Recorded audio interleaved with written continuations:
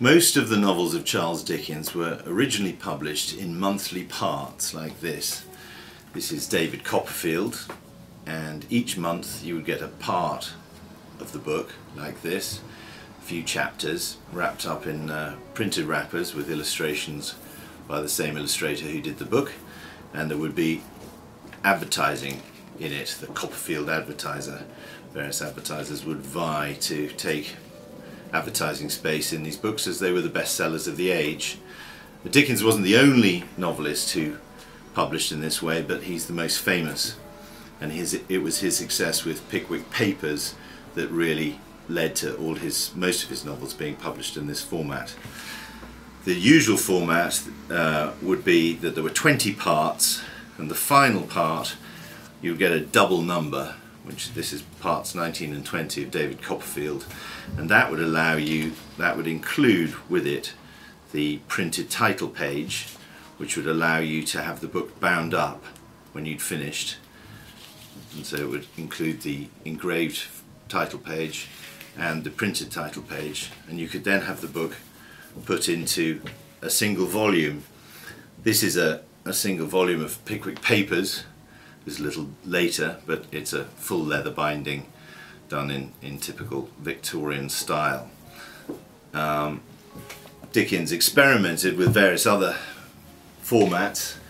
For Master Humphrey's Clock, which is a larger work and in fact incorporates two novels into the one book. It has Barnaby Rudge and The Old Curiosity Shop. He did them in weekly parts, so they're obviously much thinner, and these are quite rare, the weekly parts, but it wasn't a success, and he usually stuck to the monthly formula. At the end, when the parts were finished, the publisher would reissue the book in a cloth binding. This is The Mystery of Edwin Drood in the publisher's binding. It's noticeably thinner than other Dickens titles because Dickens died before he'd finished the book, but the publishers still felt it was worth publishing the book in original cloth. Dickens' career started with his sketches by Boz. Boz was a nickname that he used, and he wrote comic sketches of everyday life, and this is the first book form edition of his first book. It's in 2 volumes, and he then went on to write his first huge success, which was Pickwick Papers, published in parts.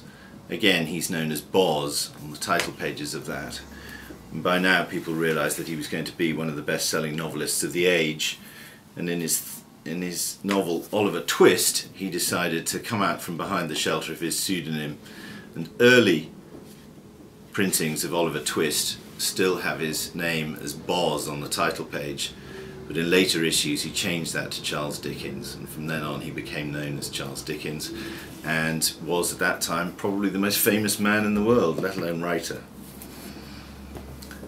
Dickens did several things which were innovative in publishing. Perhaps his most memorable is A Christmas Carol, which is a story that he published as a Christmas book, and he had it done up in this small but still lavishly produced gift format.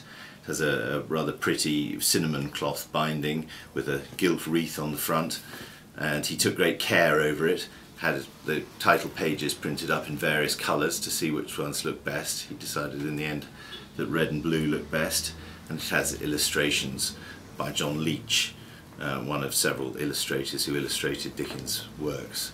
And copies like this in original cloth and original state are sought after by collectors. We also have other books from Dickens associated with Dickens. We have a book here which is from his library.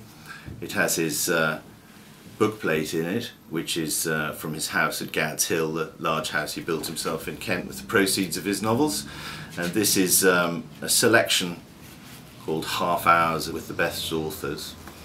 This is edited by Charles Knight, who's known as a Shakespearean scholar, but he was also a friend of Dickens, and here he's inscribed a book to Charles Dickens Esquire. He was one of the dedicatees of Bleak House and did some acting with Dickens in Dickens' private dramaticals.